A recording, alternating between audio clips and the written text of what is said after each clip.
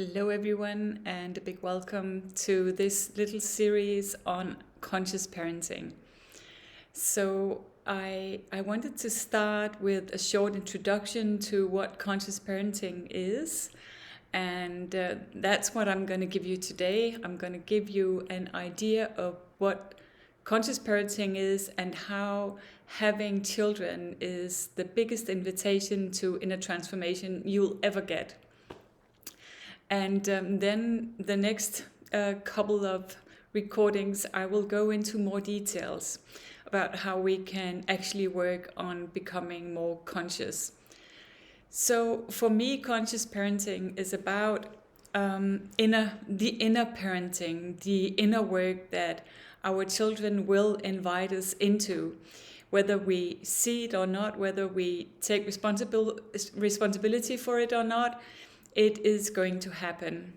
And so I'm very interested in the invisible part of parenting. So for many years we have learned to understand a lot about children and how to bring up children in a loving way, and we've just become much more conscious on what is loving, caring, clear parenting. And there is still, I think, for many parts, a very important piece missing, and that's the inner parenting, the invisible part of parenting. So we've said for years that children will not just learn from what we tell them or the words that we use, but from what we do ourselves, which is true. But it's maybe even more true that they will learn from everything that we are, everything that we carry within our systems.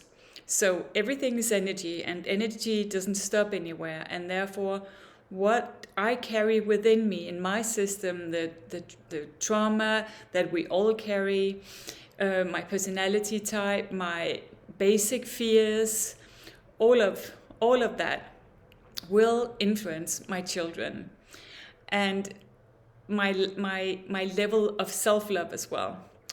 So conscious parenting for me is not a specific path to a specific goal.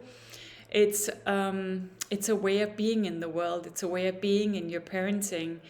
It's a way of staying awake to who you are and what you bring into your parenting. It's a way of staying awake and present to your inner world and your inner life, and to let everything that will be triggered or felt within your system when you have children be a loving invitation to healing and transformation.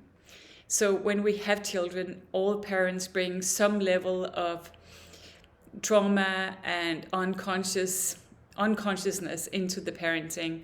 When I became a mom, I had done 10 years of therapy, and I felt that I was all good to go, that I had understood and healed my childhood, and I felt very confident. And then when I had my first child at the age of 28, I soon realized that this was a beginning of a completely new and even deeper journey and inner transformation. And that's actually why I wrote my first book in 2008. Not really because I wanted to be an author, but because I felt and experienced inner transformation by being a parent, a mom, that no one really talked about, and I couldn't find any literature on the subject. And so that's why I wrote my first book. And the latest book that I've written about conscious parenting is just been translated into English and will be out in the world for other people than Danish people to read very soon. I'm looking so much forward to that. And so to say a little bit more about what conscious parenting is, for me, what happens when we have children is that they will, by being who they are with their personality type, I believe that we are born with our personality type, and going through whatever they might go through, they will trigger everything within us that hasn't grown up, that hasn't been healed, any inner parts of our system that we don't love. So maybe you've heard me talk about this before, but I'll just explain it again, that when a baby comes into the world, there's still so much contact with essence. And it's like this castle with open rooms, open doors. Like there's no shame, no guilt, no fear. There's nothing in my system that you cannot see. I don't wear any masks. I don't adjust myself. I just really am. We still, I think, when we are born, carry a specific flavor, like the personality type that we are born with. But still, it's very connected to the divine. And then in our contact, in our early attachment, we will experience our parents and their level of self-love, their level of open or closed rooms and doors within them, and or other caring people, caretakers around us. They will influence us as well. And in that process, we'll start shutting down parts of ourselves so that we make ourselves as lovable and as lovable as possible, because we know deep in our system that we need to be loved in order to survive. A small baby cannot survive on its own. And so by doing that, we shut down authentic parts of ourselves and this full expression of who I am and what I'm here to be. And this happens to everyone in some extent, for some people in a large extent, and to other people a little bit. But it happens to everyone. And so that influences our level of self-love, because in our system we also know that we have detached ourselves from our self, from our big self, our divine self, and become more and more conditioned beings. And so when a lot of people grow up, or at least in Denmark and Scandinavia, we pull away from our parents, and as teenagers we will start challenging them, maybe even as children. And most parents don't love themselves, and I'm going to talk about that in a separate video, because loving yourself and forgiving yourself in your parenting is a huge thing, and it's so important. Because when our children express who they are, lots of different things will happen, but they might express some of the rooms within me that I have lost contact to, and that I have judged out, or no good, or I can't show this in the world because it's not a way of being. And then our children might display those characteristics, and that will trigger our systems. But if we don't know that what is happening right now is that my system is being triggered, then we will think there is something wrong with the child, and the child needs to adjust themselves. And the child will feel that too. A child too will think there is obviously something wrong with me, because most children can't handle the thought that there is something wrong with my parents. They are obviously not healed enough, or they get triggered by my way of being. So we don't have that kind of consciousness as children. So instead we think that there is something wrong with me when I sense or feel or hear my parents' triggers on me. So that's one of the areas that we can look at when we have children, and start to understand how we really see ourselves and the world, and also our children, through this set of lenses. So we will see our children through our Enneagram type, our instincts, our cultural background, our upbringing, the wounds that we carry, the trauma that we carry in our system. Um, yeah, and so we might think that we actually see our children clearly, but really we're just really projecting our own inner images out onto them. And that's why a lot of grown-ups don't feel like their parents really see them or understand them or know who they are. It's true, really, that a lot of parents don't see or understand who their children are because our own history and everything that we carry with us and all the lenses that we have sort of block our true ability to see them as the whole beautiful, loving beings they are. And so when they express who they are and grow into themselves or challenge our parenting, they will again and again trigger everything that's not been healed within us and trigger our low or whatever level of self-love we are at. And often we blame our children for making us feel inadequate, making us feel not valued, or not that they're not grateful enough, or we'll blame them for feeling frustrated or angry or sad or whatever. And really, to blame anyone, and especially children, for our inner states is, one, it's not fair because that is my responsibility. And two, we will put on shame and guilt on our children. And what happens then is they need to use their whole adult life in therapy to heal themselves from their parents.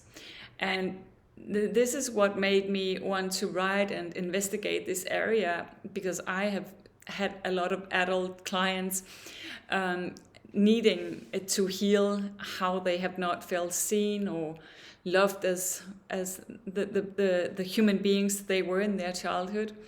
And when you start out as a parent, most parents feel this crazy big love for their children, and it's sort of a tragedy that with this much love and willingness and engagement, we still very often do not manage to enhance a sense of being good enough, being loved, being, we don't show our children trust in who they are and what they are here to be. And we often don't succeed in enhancing our children to like really fulfill their whole potential.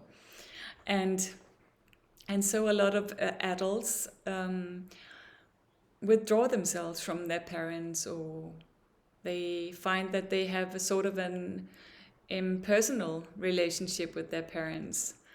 And I think that's so sad. And that's why conscious parenting is so important. So conscious parenting will help us take responsibility for healing everything that we carry with us, because if we don't do that, our children will carry it for us, whether we like it or not, whether we wish they should or shouldn't. That is what happens. So whatever I'm not able to carry within my system or take responsibility for or look at or heal, I will indirectly put it on my children. It's just the way it is.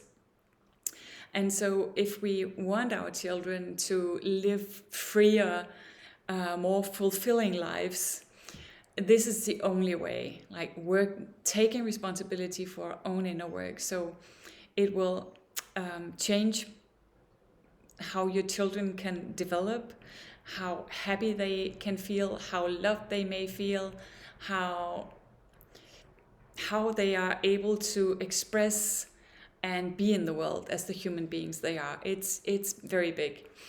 And it will transform you too. So I believe that as we teach our children, we too learn, and they are here to teach us as much as we are here to teach them. I often have this picture of these souls in heaven with God and all the angels, and they are ready to come down into a body, and God or the angels will say, "So who do you want?" And the child will say, "That mother, that father." And sometimes the angels or the God might go, Are you sure? I'm not sure what kind of work they did on themselves. Are you really sure?" There will be heartaches. And it's like the soul goes, "Yeah, this is the perfect match." Even with the heartaches we sometimes suffer in our very close relationships with mom and dad, we are in a holy relationship, in a holy agreement that we are in life together to walk each other home. So our children will, and I know this for certain, if you allow it, they will help you home. And by saying that they will help you home, I mean they will help you heal the blocks within your system to the loving, eternal soul that you really are, divine soul that you really are. And yeah, I sometimes think it's such an act of love for children to come into their parents' lives to also help them heal. So, and in my own life, I found that my parents have been the perfect parents for me. They have brought me heartache for sure. They have also brought me lots of love and joy. But as a teenager and a young woman, I was very preoccupied with the heartaches, the pain, the sorrows, the mourning. And I worked on that within myself. And for years, I thought, oh my God, I wish I had had another kind of mom or parents that would see me or understand me or meet me, until I worked through all the emotions and came to this state of peace and acceptance. And when I came to this state, when the emotions in my system had been felt and released and healed, forgiveness just happened on its own. And not just forgiveness, but actually a very deep thankfulness for having exactly the exact right parents I had also as a teenager, where they would really fight me a lot. They would really fight my self-expression, really, and my wanting to step out into the world and be who I was. And so that maybe that doesn't sound like very good parenting, but and it was hard. I'm not saying it wasn't, but it really taught me how to stand in who I am and to trust that I am good enough, and to trust my own inner system and my own knowing, my own inner sense of truthfulness and sense of love. And if they hadn't challenged me like that, I wouldn't have been invited into a journey of thinking about that, which is a great part of what I teach today. I teach other people how to trust themselves, how to love themselves, how to trust their own inner sense of truth and love. And yeah, I think if they had not been so hard on me, I might not have learned those lessons. So, and my mom carried a lot of pain in her system. And as I started therapy around the age of 20, I realized that I was carrying her pain in my system too. And so knowing all of this from a very young age has certainly helped me do what I do today, and write the books that I write and do the teachings that I do. So I think we are here to walk each other home, and that our children too, they are here so that they can learn from us. but they are also here so that we can learn from them. And what often happens is that when they trigger difficult emotions in us, we want to try to change them so that they don't trigger those difficult emotions. Because we don't know how to handle ourselves, and we don't know what's really going on. Most adults don't know what's going on inside. They don't know what's happening. And so when we just try to change our children so that we don't feel unhappy or angry or frustrated, uncomfortable feelings. So if we just do that, try to change them so that we don't feel as we do, we will make them wrong, and also we will lose a very big opportunity for healing.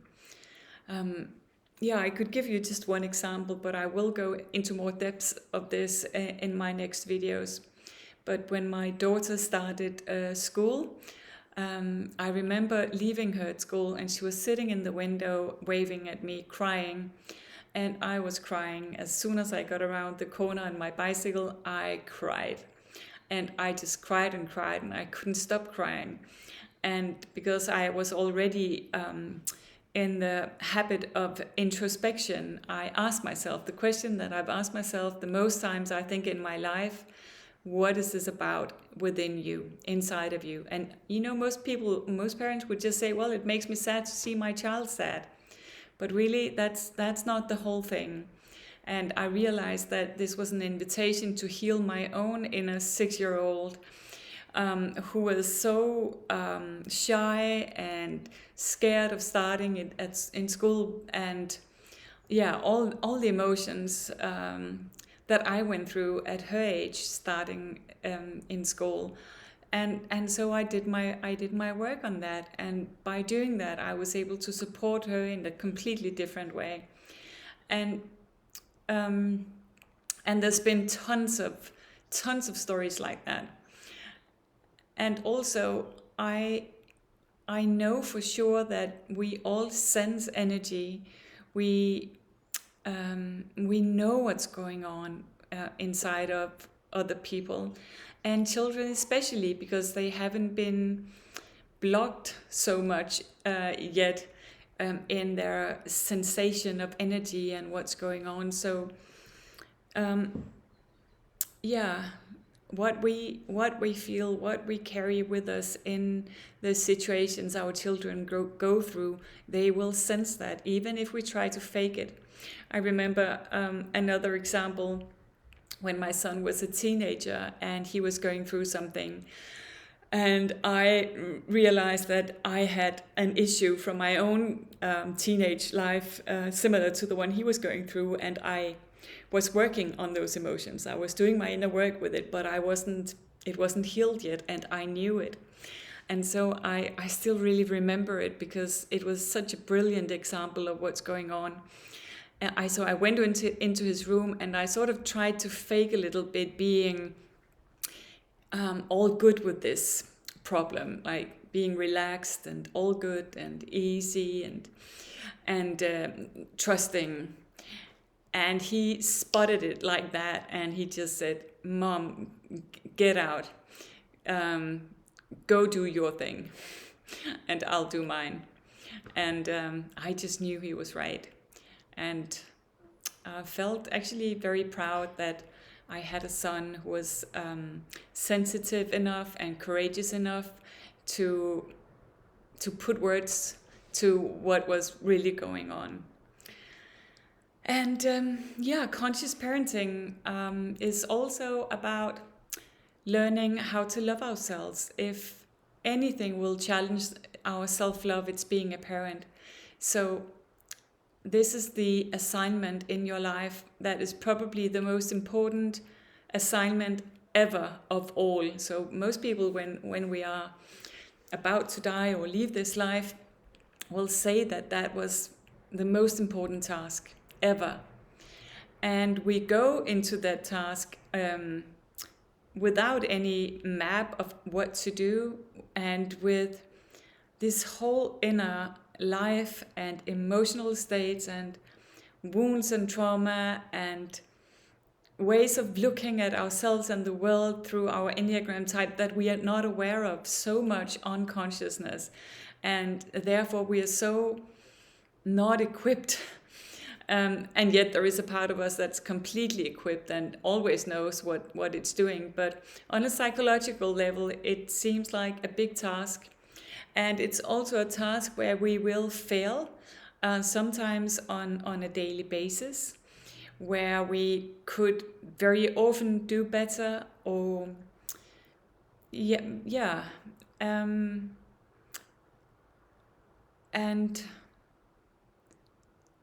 And so because it's so important for us to do well, and we fail so much as we do as parents, it really is the greatest call for self-love, for really knowing my big self, for knowing that I am love. I am a divine human being, and I am unconditional love, and to really learn how to forgive and love myself every time I make a mistake, or could have done a little differently, or phrased something more maturely, or more lovingly. And so parenting is also that, a great invitation. It's a great invitation for inner transformation, in all ways, and it's a great invitation to really learn how to love yourself. And the thing is that if we don't love ourselves, sorry, I have a cat that wants to get out. Just a minute. Yeah. So if we don't love ourselves, it has quite big consequences, for ourselves, but also for our children. Because if I don't really love myself, I will resent them for making me feel all the emotions that they might make me feel if I don't love myself. The guilt, or shame, or fear, things like that. And so it will have consequences on them, and also they sense the level of self-love within me, and they learn from that. They will see it in my actions, my words, the way I hold myself in life, and they will sense it as an energetic force in my system. They just know. And so if we want our children to learn how to really love themselves, we need to do the inner work ourselves. Also because we might love our children like deeply and unconditionally, but if we don't love ourselves, we are not able to show them that unconditional love. There will be lots of situations where we will show them directly or indirectly that we love them more, or condone them more when they act or just are in a specific way. So, and when they start becoming more critical, or really living their own lives,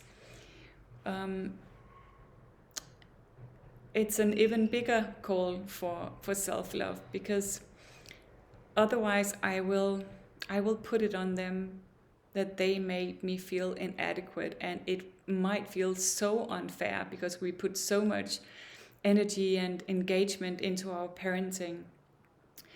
And this is what often happens in teenage life, is that this starts dividing the parent and the child. So yeah, there is so much to say about conscious parenting, and I've only just started. I will also come back and tell you about the difference between subjective and objective empathy for our children. I will come back and talk about the difference between expectations and engagement, the difference between our real children and our dream children. So we'll look at the projections and expectations we have to our children that sometimes can make them feel wrong. And yeah, let's see. We will also look at the difference between control and acceptance, and the difference between being a fear-based and a love-based parent. And also, before I finish, I just want to say that it's never too late or too early to start this journey. Your children may be grown up. It doesn't matter. And actually, a lot of the things that we work on in conscious parenting, you can work with that in any relationships. It's just with our children, it's so in our faces, what they trigger and the learning and the transformation that they invite in. But yeah, it's never too late. It's never too late to learn to love yourself as the parent you are, to engage in the inner transformation that parenting invites us into. It's never too late to enhance compassion for the journey. And it's so important that we learn to be compassionate with ourselves in this journey, because it's a messy one. It's a messy journey with lots of unknowns, lots of unconscious triggering. Yeah, just a messy road. And therefore it's so important that we learn how to be loving and compassionate, learn how to just correct our mistakes without the shame and the guilt. Just correct it and move on. And yeah, if you're watching this, and I just want to say that even just watching this and taking the first step is a big step. And probably, I think that our inner lives and the way our inner lives affect our children, whether they are unborn, small, big, grown-ups, the way we influence our children with our inner life is huge. So the more conscious and clear we can become, and the more we can claim responsibility for our own transformation, the more loving and close and beautiful the relationship can be and become, even if it's not now. Yeah, so thank you for being here with me. I think the next little episode I'll make on conscious parenting will be how to use the Enneagram, like the personality type system called the Enneagram, in conscious parenting, and how our Enneagram types affect our parenting. Because really we see so much of the world through the Enneagram lenses that we carry, and often we don't even know we are carrying those lenses. So beginning to see that is a huge gift. So I'll be back, and yeah, just thank you for being with me.